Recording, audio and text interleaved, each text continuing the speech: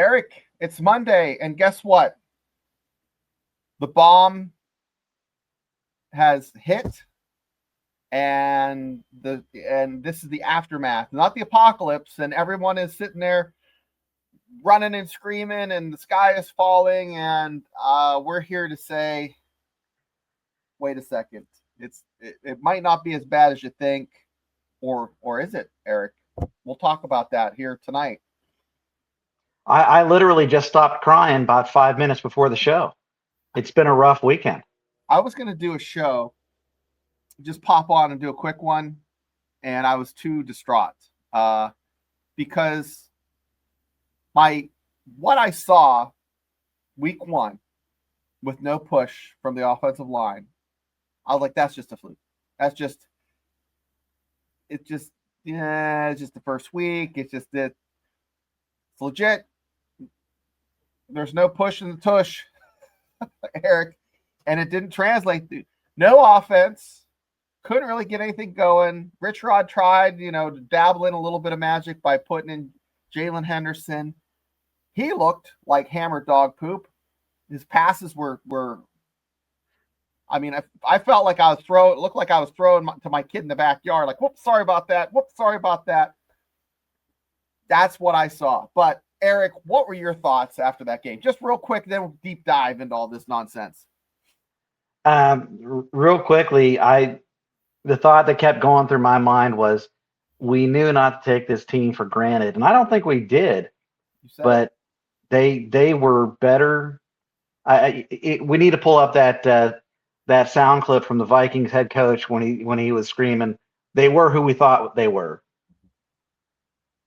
Yeah, I think skill wise, other than a quarterback, West Virginia had better skill position, but not better offensive line. The offensive line and defensive line, it's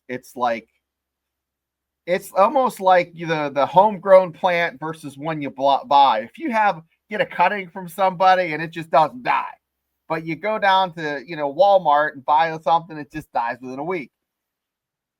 There's something to be said in today's day and age. You can buy skill position guys for the most part. They're plug and play. Hey, Afton. But I don't think you can buy offensive linemen. You can't just sprinkle fairy dust and put in a big old hog molly, as John Madden would say. Hey, Caden Diesel Freak. I don't know. I had similar thoughts. We got Neil Brown. I mean, that's what happened. They ran ball control on us. They ran great sustained drives. Quite honestly, Navarro was magical. Not Heisman kind of magical, but the guy averaged 4.8 yards per carry as a quarterback. That's pretty good. I think he accounted for almost half of their rushing yards. 78% of their rushing yards came from him, and 8 plays that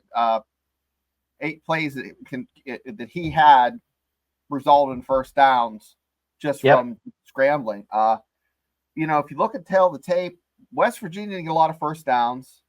The fact that if you look at the rushing yards, we from weeks back when we started this show, we thought West Virginia, what are they going to do? They're going to run the ball. We have great running backs. We're deep at running back. We're looking good. Ty Edwards, just a little bit of sugar. Had thumbnails having, we're deep at running back and quarterback. And what happened? Like a fart in church. Well, this is probably a show first, talking about a fart in church and horticulture here at West Virginia Live. But honestly, you're right. Normally, a West Virginia offense under Rich is a dynamic run. We use zone blocking, which when we saw so much of a turnover during the offseason, I figured, hey, stay calm. Because one thing that we did learn from the first, Rich Rod 1 was that the kind of offensive linemen who are your more traditional guys who are good, big bodies, maybe have some good feet, but they're not light on their feet. Those are your pass blockers, and more specifically, they're your traditional run blockers. Zone blocking, you need guys who are more athletic. You need guys who can, do the rope drill. Yeah. The problem we ran into under Rich One, which I think we ran into on Saturday, and that is when people fill the box, you're going to have to, in particular, zone block very effectively, and you're going to have a fast running back is good, but a quick one, because those seams open up and they close pretty quick. And I didn't see that. I didn't see that happening. We tried to normally try to run to open up the pass. We had to do the opposite because Ohio was very straightforward. They were going to stop the run. We had to pass to open up the run, and we couldn't do it. And that's exactly what we said last week. They're going to put 8 guys up in the box, and I thought West Virginia had a skill set to be able to throw a couple deep ones with Bray, which we have him out and White out. Newsflash, if you don't know, 2 of the key offensive weapons for West Virginia are out. And where did he come from? That he came from Oklahoma State. He was out last year with an injury. I'm trying to think what the injury was. I don't know, but when you say they're out, they're not out for just this game. They're out for the season, right? Season, and White's out for the season. Now, White that horse collar that's just terrible. That was unnecessary. That's just, if someone gets hurt playing football, that's one thing.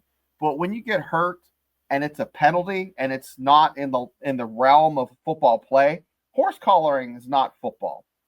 No. If you grabbing someone, one guy had his face mask, the other guy had him by around the scruff of the neck. Can't have that, guys. And you can tell he went down. It's funny. Now we're talking about this early because I actually had some notes on that. I'll talk about it a little bit more later in the defense, but that is why the horse collar is illegal. It is the kind of tackling technique that you really are leaving the ball carrier and you're putting them in awkward positions and you're making them very vulnerable. So I saw the same thing. Same guy did a face mask reaching, and I saw a lot of face masks in this game. A lot of them weren't called. Yeah. So he let go of the face mask, did not let go of the horse collar, and then just held on. And that's when his lower body just pendulumed in to Jaheim's knees, blew it out the side.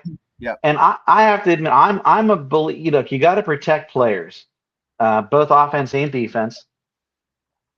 I believe that if you are involved in a play where you knock a player out of the game and it's during a penalty, you are guilty of a penalty that contributed to it, you should be done.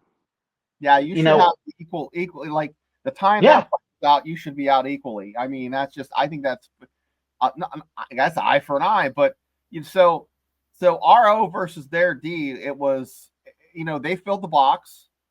They wanted us to throw, and they challenged the West Virginia throw, and West Virginia couldn't.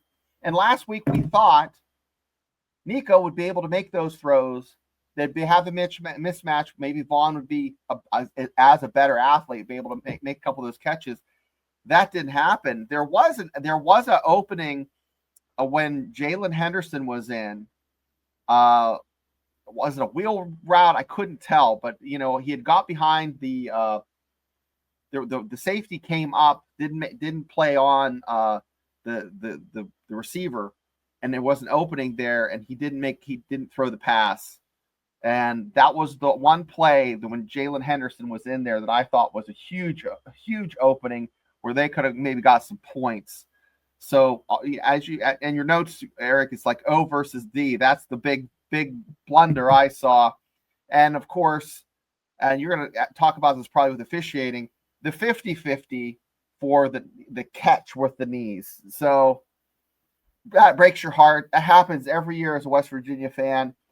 I'm not really distraught about it because it could have went either way. You had every opportunity before that to make some hay. You had those interceptions. You had a chance to at least – I'm surprised, Eric, that Rich Rod didn't go for it on 4th down when he had it down there, even though it was 4th and long. Just go for it.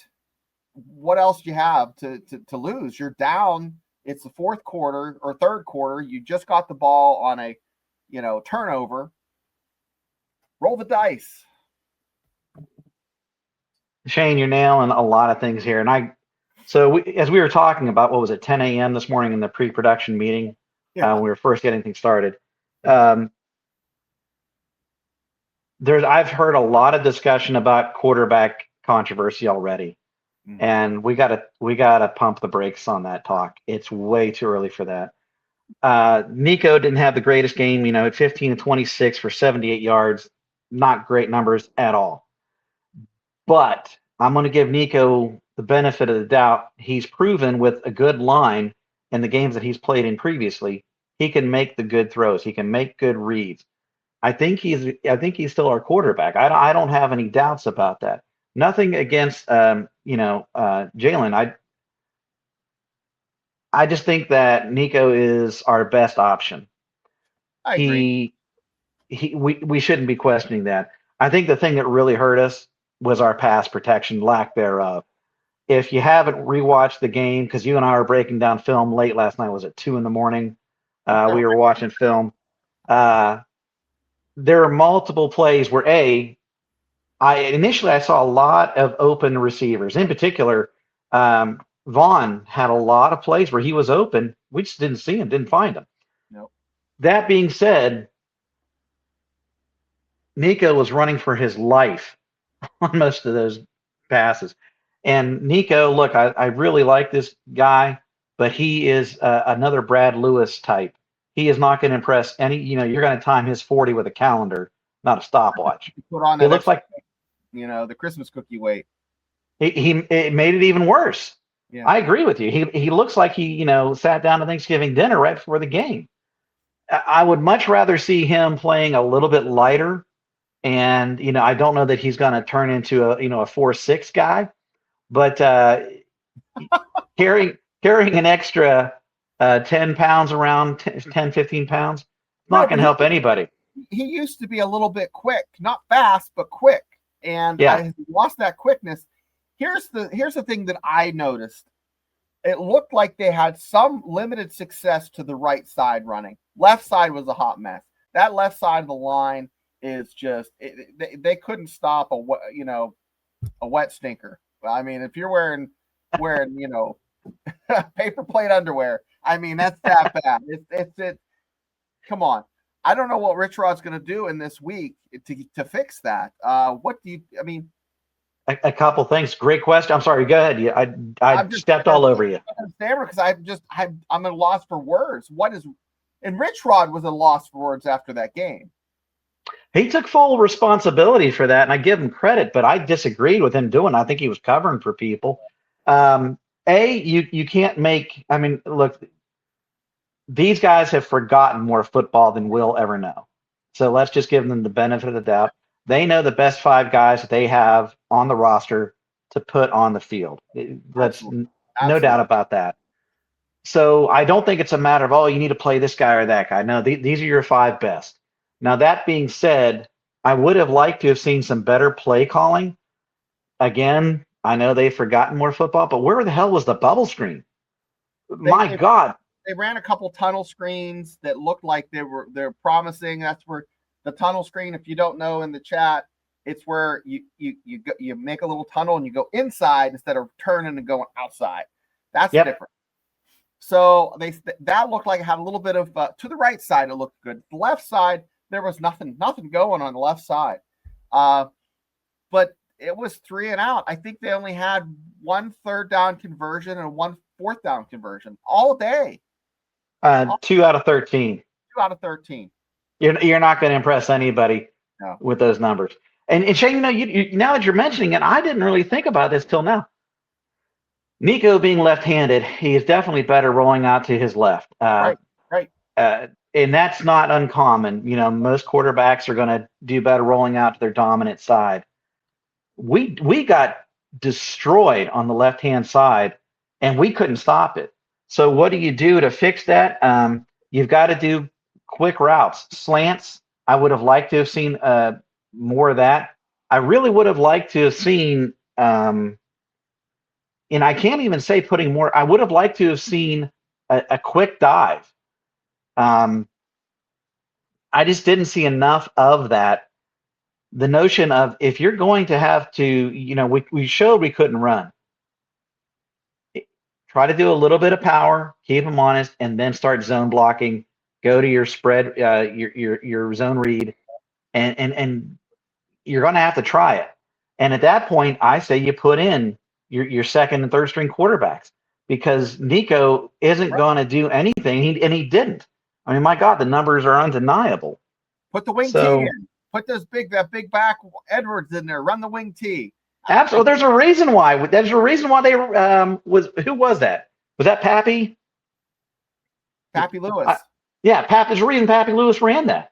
It's because it worked, and he didn't have many other options, but it works. Wing T, grind it out. That's all she wrote. And it'll be the ugliest game you ever saw, and it's going to be 6-3. You know what? That's what they did to us in a sense, in that it's a form of ball control, but you've got to line people up and say, until you stop us, we're going to do this. And if you have more athletic guys on the line, you're going to do that. Now here's some hope. Here's a ray of sunshine. There's not many here. When we were really deep into the film, probably at 3 a.m. this morning, there were plays where I saw literally you had a 3-man rush against our offensive line, and you had 2 of the outside linemen taking outside in pursuit angles or attack angles, and then you had the tackle just coming unblocked because he also took an outside in, and you got 3 linemen. There's pictures on Facebook circulating. It's overloading. Yeah, the one side. Yeah, and the defense or the offensive lineman, no clue that guy was even there. And you can see Nico's already trying to run with his full diaper, waddled down the offensive line. He didn't have a prayer. So the good news is, to me, that's film study. That is technique. Yeah.